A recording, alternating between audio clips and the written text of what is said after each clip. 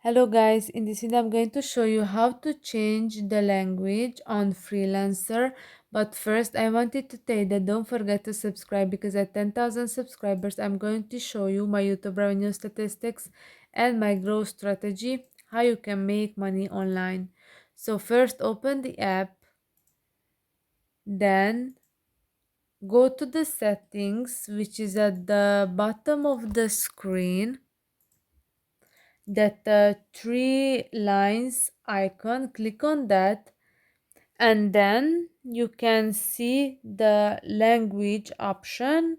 Right now it's English, and you can select from the list another language that you would like. So this is not a very long list, but there are quite a few options. I hope this video was helpful for you. If it was, please consider subscribing and see you in the next one. Bye bye.